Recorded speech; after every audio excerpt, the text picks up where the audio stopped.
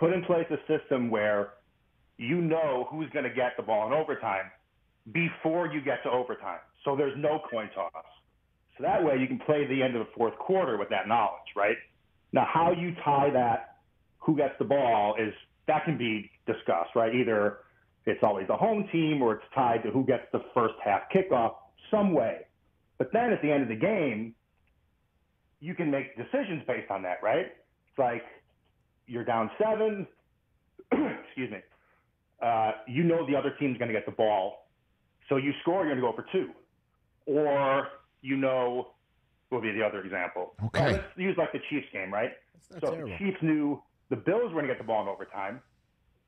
Now, they didn't have a lot of time. They only had 13 seconds. But let's say they had more time. Yeah, no. They had no choice but to tie, right? But you're saying in the same way that a team with 6 minutes left on the clock knows that they need to score because the other one, if they get the ball back, can score on either side of halftime. They can adjust their strategy in the second quarter because they've already known prior to the game who gets the ball first in the second half. But still, so you've caused me to ask a follow-up question, John, which is better than most. Okay, so how are we determining who gets the ball first in overtime? It's what, like it's still, if it's still something random, that's a problem. There's nothing, and if it's worse than a 50-50 random proposition, that makes it worse. And you're saying what the home team gets, which really is not very fair, So anything's more fair than a coin flip, because the coin flip, you take the coin flip away, now you can make your decisions in game. You can make those decisions in the fourth quarter, which is going to reduce the number of overtime games also, right? It's like, okay. Well, what about this? Hold on a second. What about this? The coin toss still exists when you start.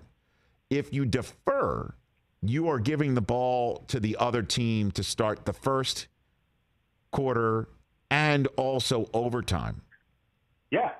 So now with more teams, now you're making a decision here that deferring means you're not only playing for the ball to start the second half, which a lot of teams kind of dig, but the benefit of putting the other team out there first is now enhanced for the other team by you get the ball first in overtime. That's now predetermined. We're not flipping a coin again.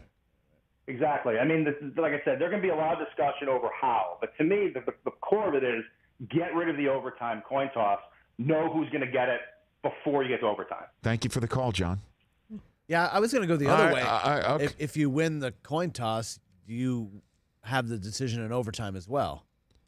No, because you need to make that decision to start the game.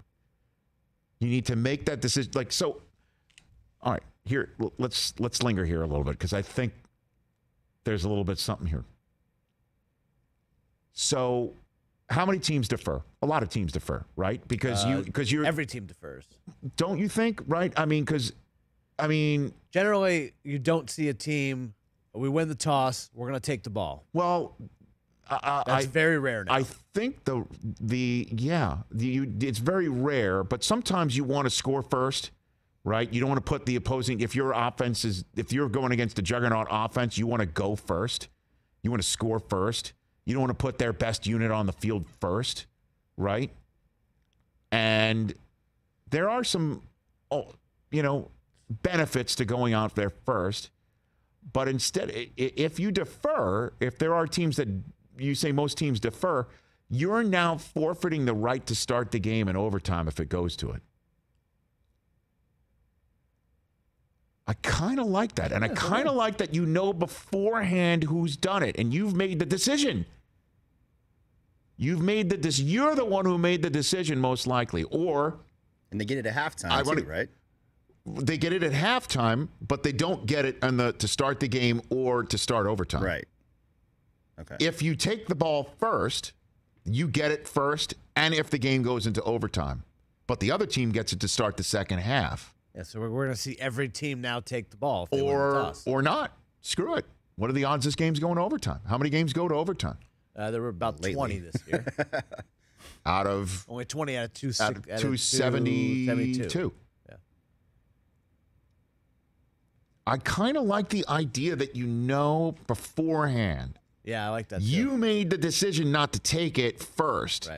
Right. But you did get it to start the second half, and you did score on both sides of halftime. That's a benefit. Not bad. I like that. Good idea. I kind of like that. Can we work this up the flow chart? Well, as you know, we've got a platform, and I've got a dream. RES Consulting. I do agree with RES you. You do Consulting. deserve to be on the competition committee. Dude, right? I agree with you. Excuse me. Let me just ask one more time in a different tone. Right? I'm not being glib there. You deserve to be on the competition committee.